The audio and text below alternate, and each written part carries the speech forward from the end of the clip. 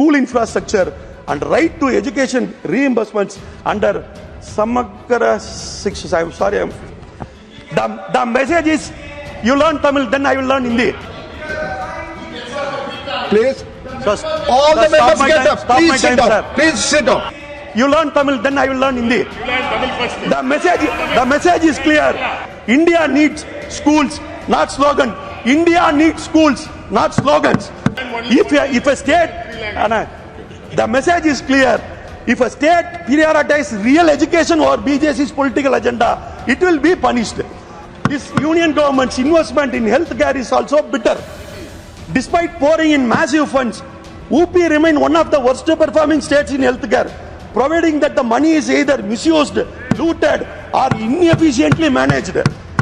While Tamil Nadu, with a fraction of the funding, delivers world-class healthcare, UP continues to struggle, exposing the BJP corruption and misplaced priorities. Using financial control as a political weapon. They are using financial control as their political weapon, like the states like Tamil Nadu and other opposition ruling states. Kerala, especially Kerala, and all opposition ruling states. Tamil Nadu received 7.831% of central taxes under the 9th Finance Commission, but this is now dropped to just 4.079% under the 15th Finance Commission. Half of the amount has been cut. The BJP-led union government is not only cheating Tamil Nadu, but also betraying Uttar Pradesh also, where people voted for them with the hope of better governance.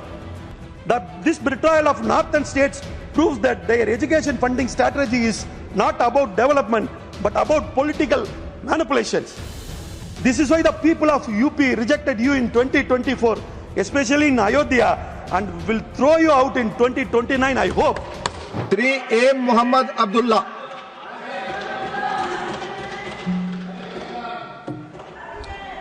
Mike.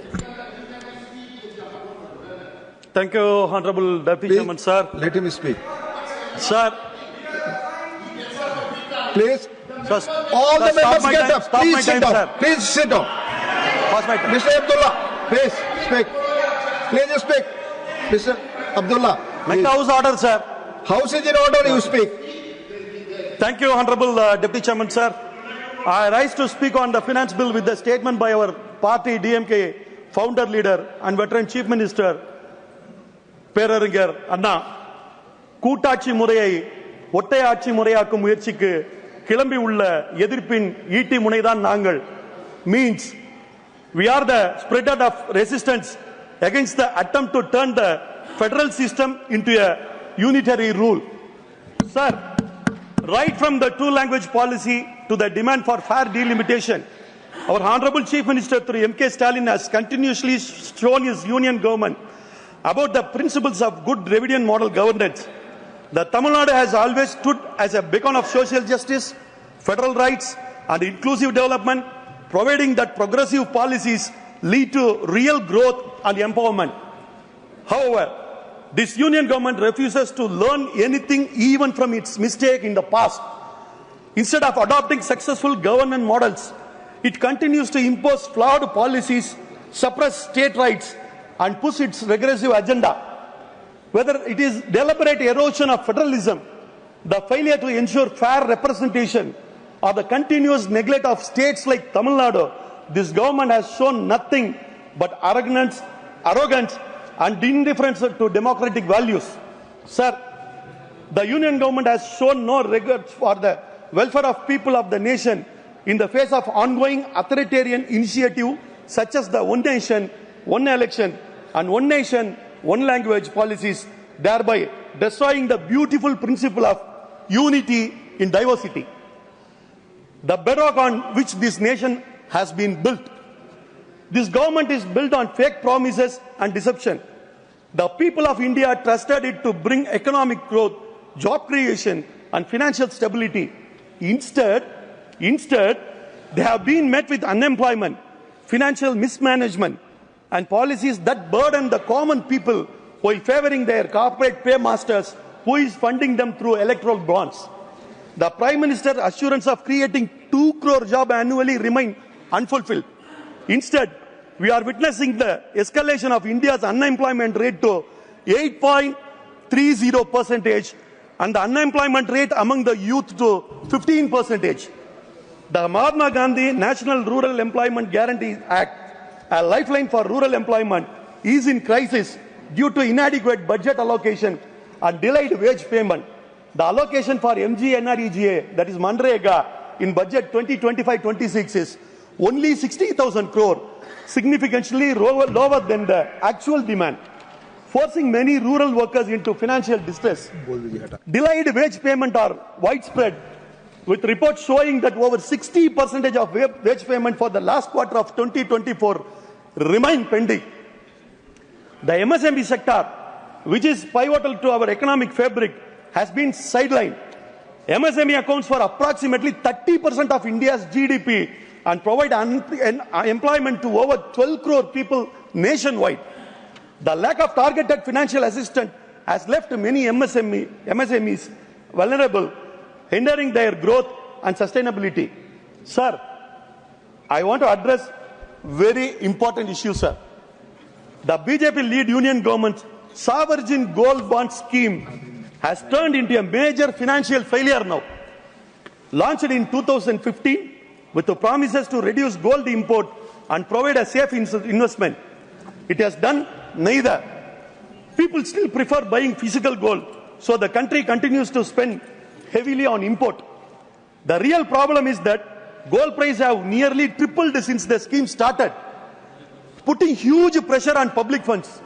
Money that should have gone to roads, school and small business is now being used to cover these payouts. This is yet another poorly planned policy by the Modi government, adding to India's financial troubles. The government has stopped issuing new bonds, providing the scheme has failed. But instead of fixing the damage, it remains sidelined. The people of India trusted this government with their money, but what they got in return is a declining economy, increasing fiscal burden, and sinking household savings.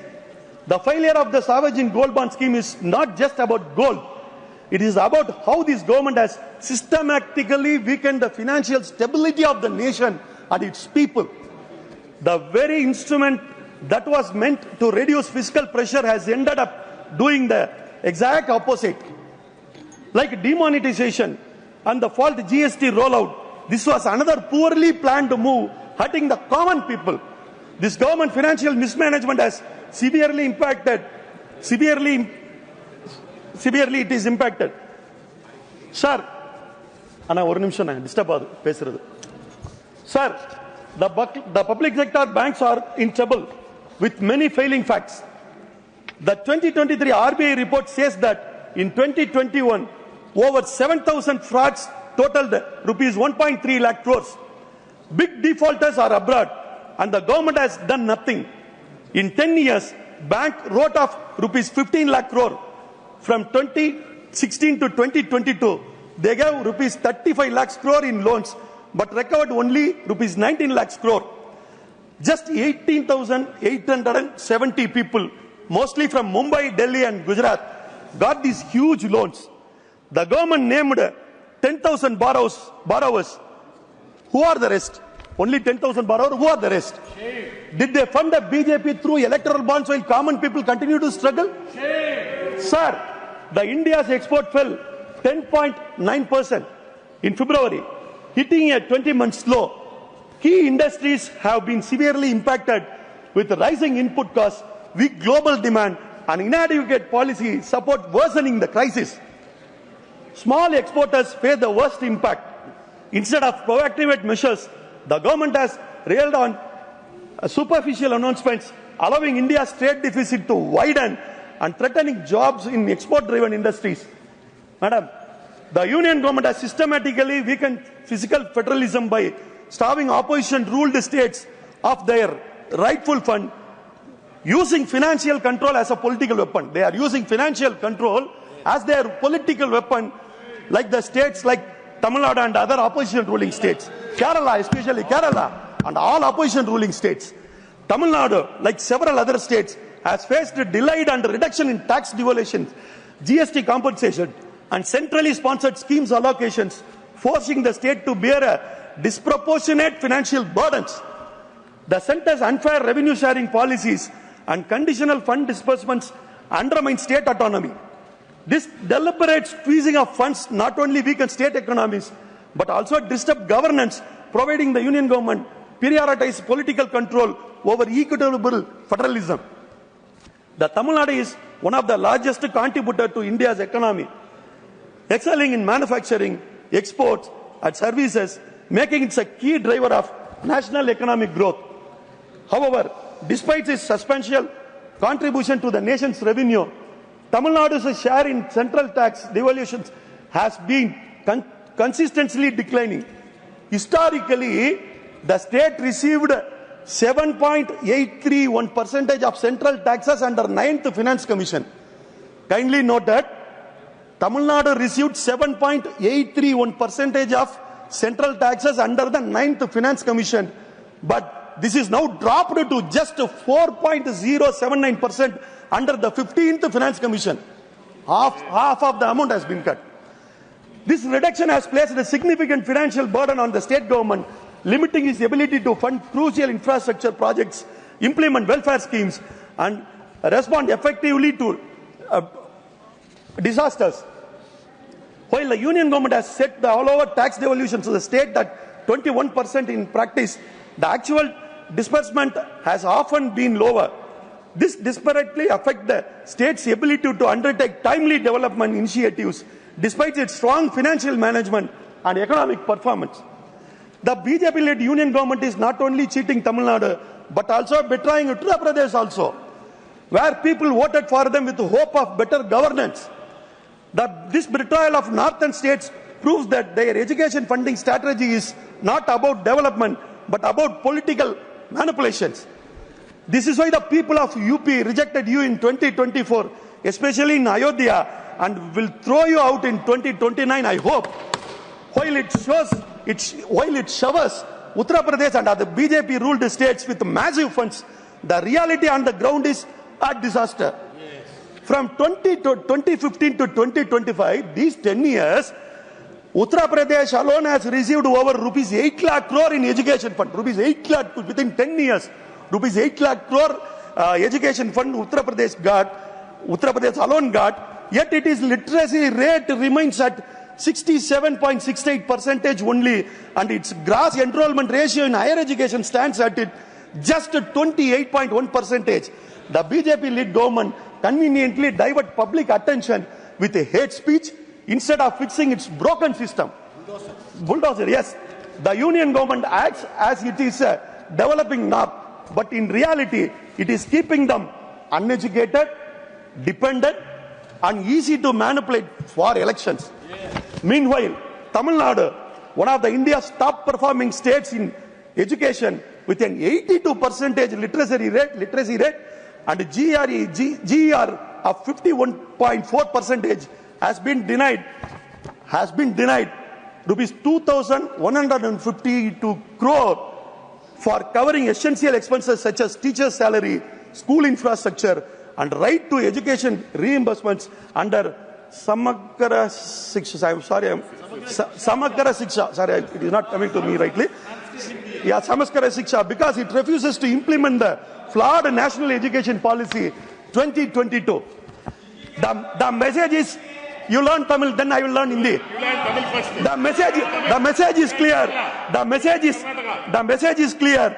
If a state prioritizes real education over BJP's political agenda, it will be punished. The message is clear. If a state prioritizes real education over BJP's political agenda, it will be punished.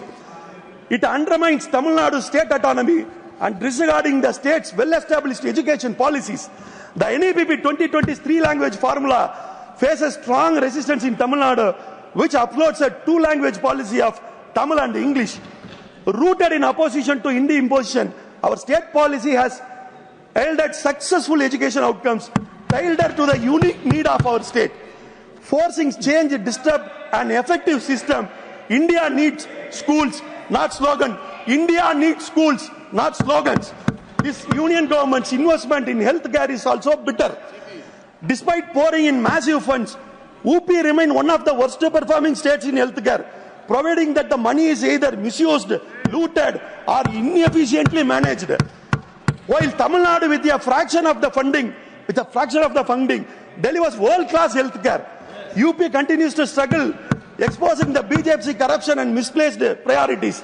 In 2024-25, Uttar Pradesh was allotted rupees 50,550 crore, almost 50,000 crore under NHM and Ayushman Bharat, whereas Tamil Nadu, a state that has continuously outperformed UP in healthcare, receives only 3,100 crore.